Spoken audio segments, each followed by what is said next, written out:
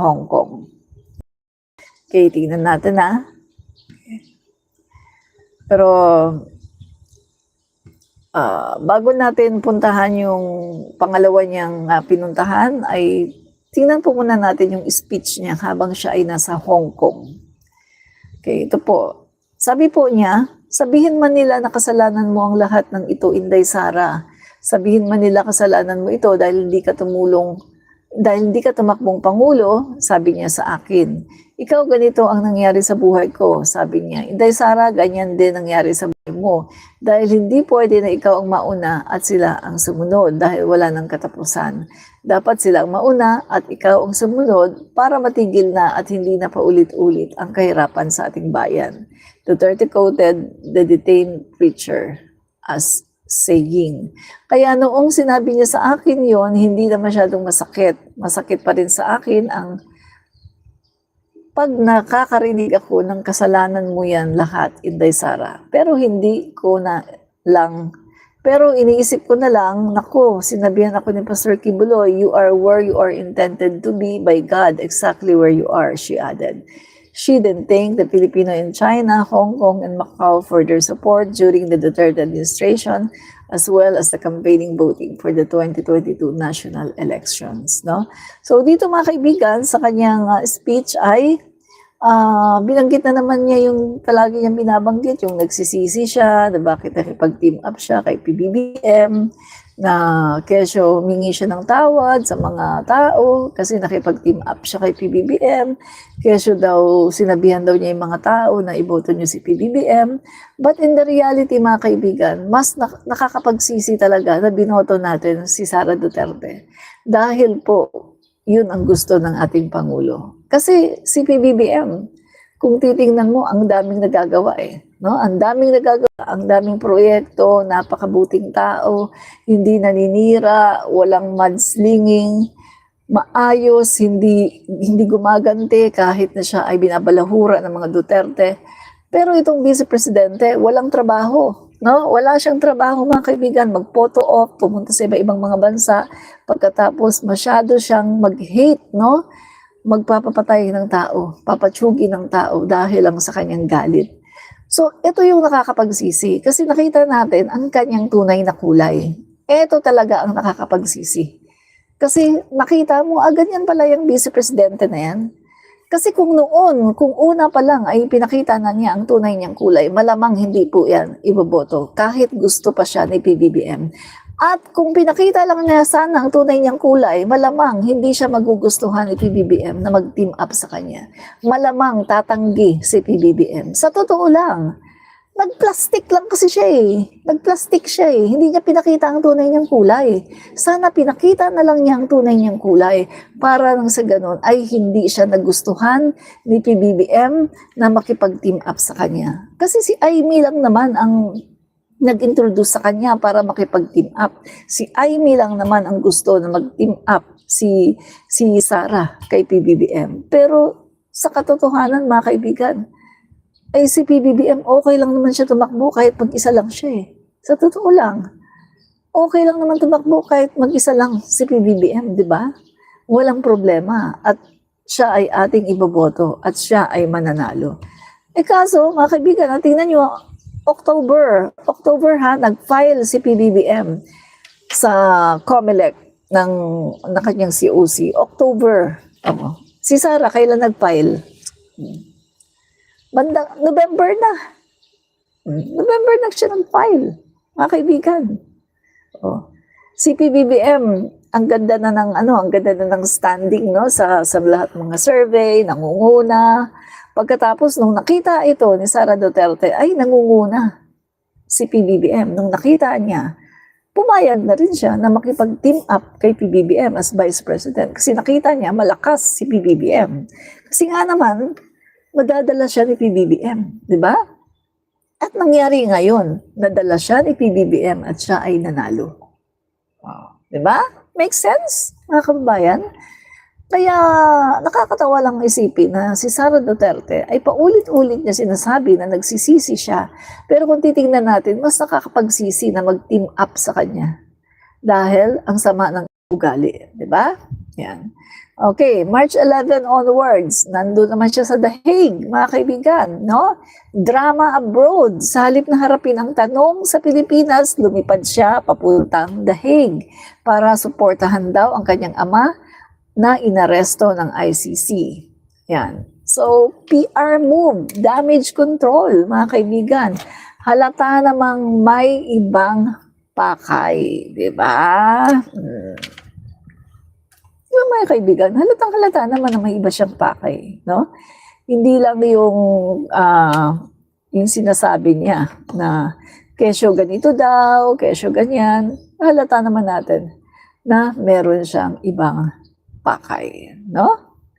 So, pangalawa. Okay. Yun natin yung pangalawa.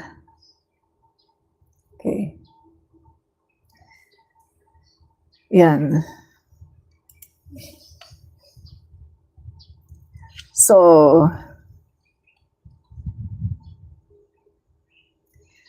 ang sabi Sara, no, mga kaibigan, tapos na daw, tatapusin niya ang kanyang ginagawa sa The Hague, no? Una, pumunta siya ng Hong Kong, early March 2025. Pagkatapos March 11 onwards, pumunta siya sa The Hague. Ang sabi niya may aasikasuhin siya doon. Asikasuhin daw niya yung mga abogado ng tatay niya. Kasi daw, kailangan daw niyang asikasuhin ng abogado ng tatay niya dahil kailangan daw na makumpleto, no?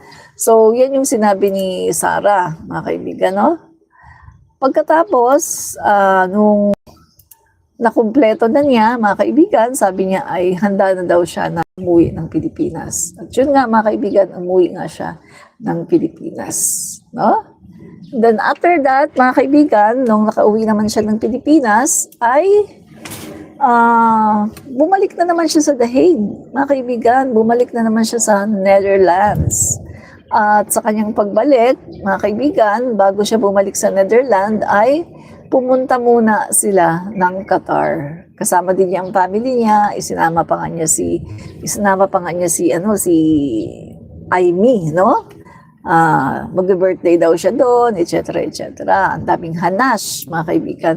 Pero alam niya na merong nakaset, no, sa impeachment. May nakaset po eh. Kailangan niyang pumunta ng Senado, mga kaibigan, kasi babasahan na siya ng complaint, no, ng impeachment complaint. Pero hindi po siya pumunta, mga kaibigan, no? Kasi nga nandun siya sa The Hague. So yun po ang kanyang ni-reason out, no? Parang hindi siya makakapunta kasi nasa The Hague siya, kasi birthday niya, etc. etc. Pero kung titingnan natin, pwede naman siyang pumunta kasi ang birthday niya, katapusan ng March, pagkatapos June 2 naman yung di ba? Dapat siyang pumunta, babasahan siya sa Senado. June 2 naman yun, pwede naman siya bumalik ng June 1, di ba? Pagkatapos June 2, yan, mag-appear siya sa Senado. Pero hindi po niya ginawa, siya po ay nag-escape. So, eto po talaga, mga kaibigan, nakikita natin na mukhang si Sara Duterte ay meron talaga siyang yung ugali na nag-i-escape, no? Mahilig po siyang tumakas. Halos tinatakasan po niya ang lahat ng kanyang mga responsibilidad at yung mga problema. Nag-i-escape siya, mga kaibigan, no? So, yan, no, mga kaibigan, na una muna siya sa Qatar, no? Sa pagkakaalam ko, una muna siya sa Qatar, no, mga kaibigan. Yan, pagkatapos, doon sa Qatar ay nakipag-meeting siya sa mga OFW. At alam naman natin kung anong purpose ng meeting niya. Siniraan po niya doon ang Pangulo, siniraan po niya at nagpa-victim effect, nakawawa daw sila. Si Duterte daw ay kawawa kasi matandaan na daw, ikinulong daw. Pero hindi po niya naisip yung mga nabiktima, yung mga biniktima ng war on drugs ni dating Pangulong Duterte, na marami din po doon ay mga senior citizen na ang kwento pa nga sa atin ng mga nanay, no, na nasa House of the Representative habang umaattend sila ng Quadcom. Ang kwento pa nga ay kinakaladkad daw, no, kinakaladkad yung asawa niya, senior citizen, kinakaladkad papuntang sa ilalim ng lababo at doon sa ilalim ng lababo ay doon na pinagraratratan. Senior citizen. So marami pong mga biktima ang Duterte administration na senior citizen. Naawa ba sila? Hindi. Hindi nila binigyan ng due process. Pero eto si Sara Duterte ay umiiyak ng due process. Dapat daw ay may due process. Matanda na daw ang tatay niya, ikukulong pa daw or kinukulong pa daw. Matanda na daw, ganun daw ang ginagawa. Nagpabiktim po, nagpabiktim. At piling nila sila yung mga biktima na kung titingnan natin, hindi naman sila biktima. Dahil ang ginawa po nila, mga kaibigan, no, kung si Duterte ay nasa ICC ngayon, yan ay consequence ng kanilang mga ginawa nung siya ay kabataan pa. Mga kaibigan, hindi ba siya nakukonsensya? Mabuti pa nga sila Cañas tsaka si Matubato, di ba? Biruin mo ha, yung sina Las Cañas at Matubato, ano lang yan sila, inuutusan lang sila. Ang pinaka mastermind, si Duterte, di ba? Kasi si Duterte ang talagang nag-set talaga ng tukhang na yan, di ba? So, si Duterte talaga, kasi instructions niya yan dahil siya ang Pangulo ng Pilipinas. Direktiba niya yan sa kanyang mga kapulisan. Pero, si Duterte, wala po, hindi mo makikitaan ng kahit kaunting pagsisisi sa mga namatay na 30,000 na mga Pilipino. Wala po, walang pagsisisi kahit kaunti. Na yung mga pinatay sa war on drugs, sa kanyang administrasyon, mga Pilipino yan, mga mahihirap, na marami dyan ay bumoto sa kanya. Mga kaibigan, marami dyan ay bumoto kay Duterte, pero ganyan ang kanyang ginawa. Diba? Mga kaibigan, hindi niya ginawa ang kanyang katungkulan bilang presidente ng Pilipinas na pangalagaan ang mga Pilipino. Yan po ang katungkulan ng presidente ng Pilipinas. Pangalagaan mo, ingatan mo ang mga Pilipino. Ang buhay ng mga Pilipino, paunlarin mo. Pero anong ginawa mo? Anong ginawa ni Duterte? Pinagtsutsyugi ang mga kababayan natin na maliliit. Madaming nga sa Chinugi hindi naman verified na addict. Ano sabi ni Bato de la Rosa? Kasi daw, wala na daw ang ngipin. Natutunaw na daw yung gums, natutunaw na daw yung wala na daw ang ngipin. Addict daw yun. My God! Walang verification. Diba? Addict daw. My God! Paano naman, kawawa naman pala yung mga bungi? Kawawa naman pala yung mga pangit? Diba? Dahil kapag bungi ka pala, kapag pangit pala, addict ka na? My God, ganyan po ang ginawa ng Duterte administration. Kaya kung ano man ang nangyari kay Duterte ngayon, kung nakakulong man siya doon, dapat ay magsisi siya.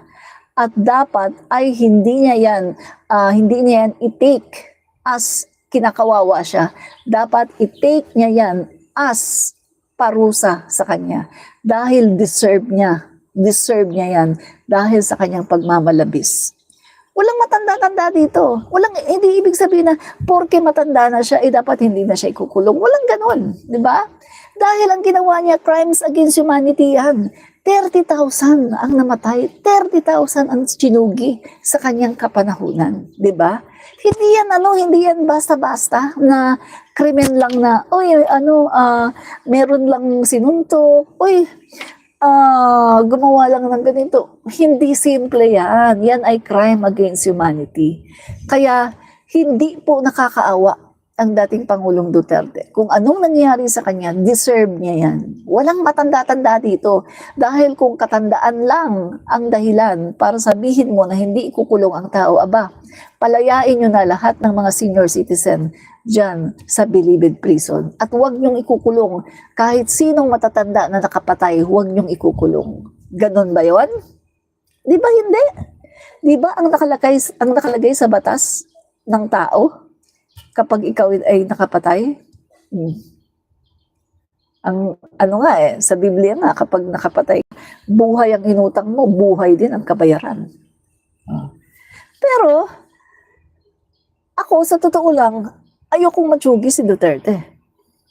Ayokong makaranas siya ng mga lethal injection, mga death penalty. Ayoko kasi madali lang yun eh. Mabilis lang yun, madali lang yun. Mas maganda kung pagdudusahan niya ang kanyang kasalanan habang buhay para magkaroon siya ng realization, magsisi siya, humingi siya ng tawad sa Diyos at masave pa ang kanyang kaluluwa sa impyerno. 'Di ba? Mas maganda yun kaysa yung bigla o lethal injection o kaya CD electrica. Pagkatapos wala na. Hindi mo alam kung nakapagsisi yan sa kasalanan niya. Lalo na si Duterte. Never daw na nagsisi. Sabi ng anak niya na si Inday, hindi daw pinagsisihan ng kanyang tatay ang mga nagawa niya sa kanyang administrasyon. Di ba? Yan po mga kaibigan. So, galing siya sa Qatar, no? Sa Qatar, si Duterte. Talagang si Sara, talagang